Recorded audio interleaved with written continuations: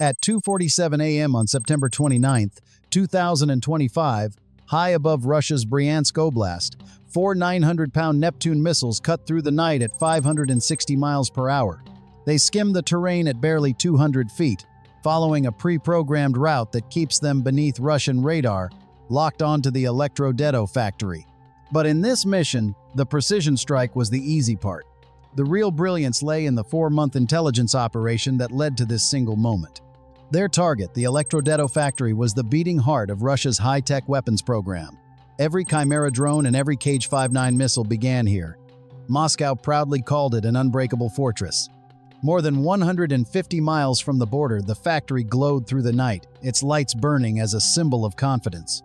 They trusted their layers of air defense so completely that they had practically painted a bullseye on the roof. Yet one fatal oversight remained: a ghost corridor. A narrow valley where the Earth's curve created a blind spot in Russia's billion-dollar radar network. Ukraine had been watching. Striking the target, however, was only half the battle. The instant those missiles launched, a silent 15-minute clock began to tick the exact window Russia's Su-35 squadron needed to scramble and turn the Ukrainian launch site into a crater. The real question was never how to hit the target, but how to escape the counterpunch already on its way.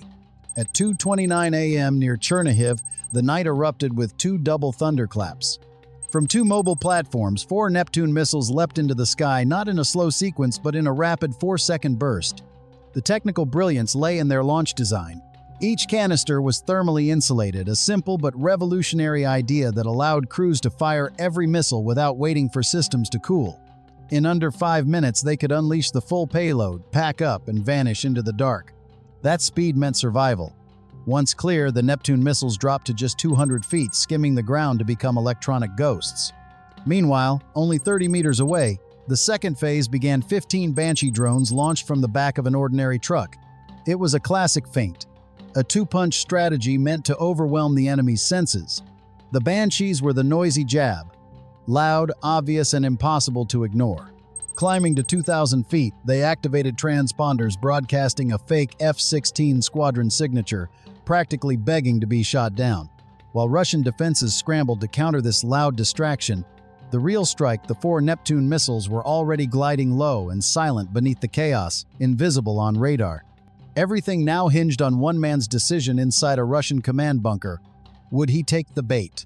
At 2:34 a.m. inside a command bunker near Bryansk, an operator's screen exploded with a constellation of red alerts, 15 fast-moving contacts appearing where none should exist. The radar signature looked unmistakably like an F-16 squadron. Panic turned into procedure. The order came: engage. The sky lit up. Russia's frontline guardian, the Panzer S-1, unleashed its fury. 10 missiles streaked upward, and within 4 minutes, 10 Banshees were torn apart, falling from 2,000 feet like burning leaves. The Russian crew was likely celebrating, convinced they had just stopped a major NATO-style assault. But here's the brutal math they missed. They had spent millions of dollars to destroy drones worth just $15,000 each, a 1,000-to-1 trade. Ukraine had just swapped scrap metal for gold, and Russia gladly paid the price. Convinced they were under a massive assault, Russian commanders escalated. From an airbase in Bryansk, a squadron of Su-35 seconds, their deadliest air superiority fighters, roared into the sky. Their mission: find the source of the attack and erase it from the map. The element of surprise was gone. The sky was now thick with Russian radar waves. Two Su-35 seconds, screaming at 1,200 miles per hour, tore toward the last known Ukrainian launch site. The Neptune crew's 5-minute escape window was closing fast. Deep inside Russian airspace, the four Neptune missiles executed their masterstroke, emitting a faint radar signal engineered to blend into Nebo M's display like harmless atmospheric clutter, a mere flock of birds. At the same moment, back on the ground, the Ukrainian launch teams fought their own race against time. This was no Hollywood chase with screeching tires, it was a precise high-speed drill. Within 5 minutes of launch, the heavy trucks shed their camouflage, rolled onto a paved road, and blended perfectly into the stream of commercial vehicles heading toward the safety of an underground bunker. To seal their escape, a decoy system ignited deep within a nearby forest. It produced a massive, unmistakable heat signature, exactly what a just-fired missile battery would emit, a blazing beacon screaming, "Here I am!" to the approaching Russian jets. The trap worked flawlessly. The eager pilots saw the glow and banked hard toward the lure. On the Nebo M radar screen, the operator saw what appeared to be a harmless rain cloud drifting toward the factory. Everything seemed perfect, yet something about the smoothness felt wrong. Sensing the deception, the Russian commander made a snap decision. He ordered a full-power manual radar sweep across the sector. Then he played his trump card. A Beriev A-50 AWACS lifted off a flying command post with a radar so powerful it could peer straight down, nullifying the low-altitude advantage the Neptunes depended on. Ukraine had fooled the eyes on the ground, but now it faced an all-seeing eye in the sky. At 2:45 a.m., the Kasuka-4 electronic warfare system struck back. It didn't just jam one Neptune's GPS, it deceived it, feeding false coordinates that made the missile think it was 1.5 miles off course. Trying to correct a ghost error, it veered from the safe ghost corridor. The deviation was tiny, but at supersonic speed, even a small error is fatal. High above, the A-50 operator spotted an anomalous blip that didn't drift like a cloud. That was all the confirmation they needed. The Russian response was immediate and overwhelming. Two 400-seconds, 4,000-pound monsters roared from their launchers, accelerating to Mach 5. They weren't just intercepting the stray missile, they were tracing its path back to the source. Meanwhile, the two Su-35 pilots, realizing they'd been chasing decoys, received new coordinates from the A-50 and turned toward the real zone just 10 miles from the Ukrainian team's launch site. Suddenly, the entire mission teetered on disaster. The missile attack was about to be stopped, and worse, the launch crews were on the verge of being cornered and wiped out. The fate of the operation, and the lives of everyone involved, now rested on 3 remaining missiles and one last desperate gamble. At exactly 2:47 a.m., the moment of total crisis arrived, the one Ukrainian planners had foreseen. A desperate enemy is a predictable one. As the Kasuka-4 celebrated its kill, the 3 remaining Neptunes executed their hidden safeguard. They simply stopped listening. The engineers had designed them with one brutal lesson in mind: never trust GPS. With a single command, the missiles switched to pure inertial navigation. It was like blindfolding a man who had already memorized every step through a pitch-dark room. They didn't need to see, they only needed to feel.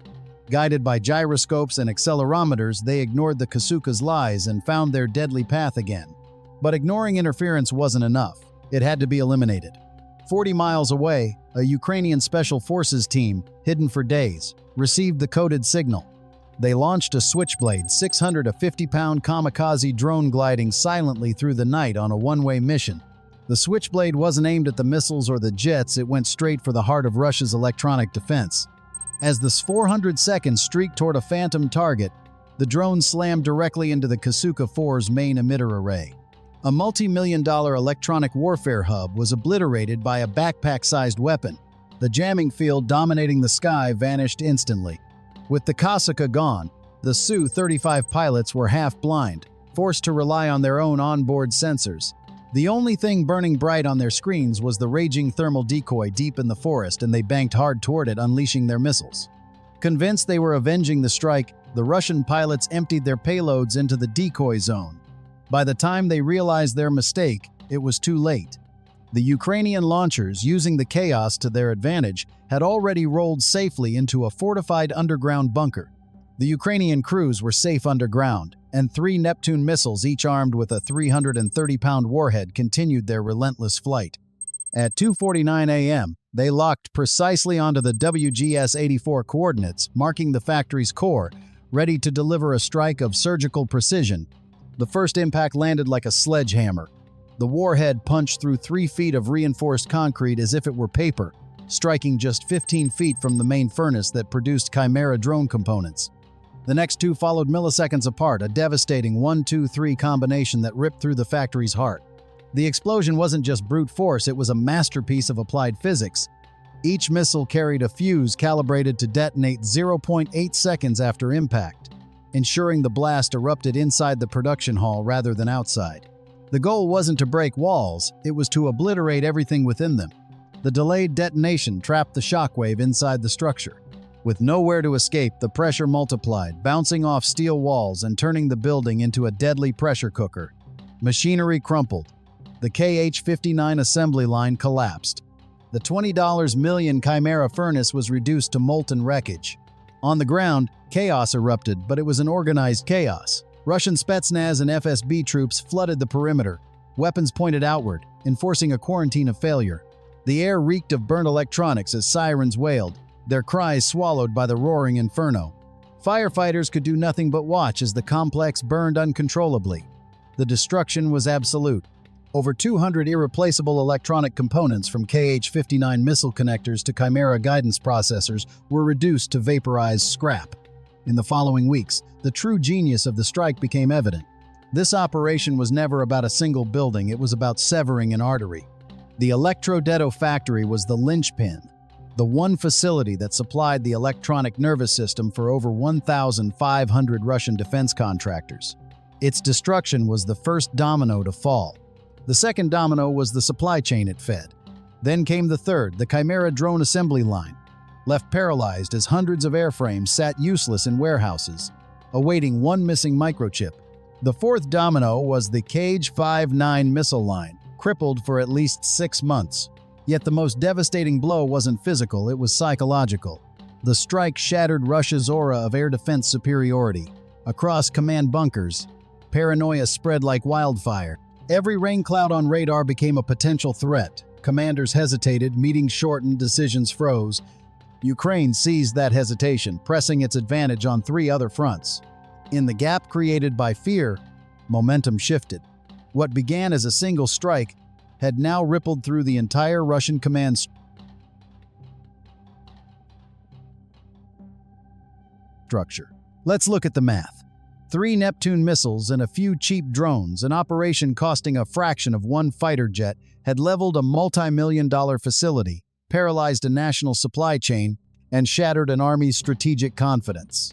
With just 3 missiles and one audacious plan, Ukraine proved a brutal truth of modern war.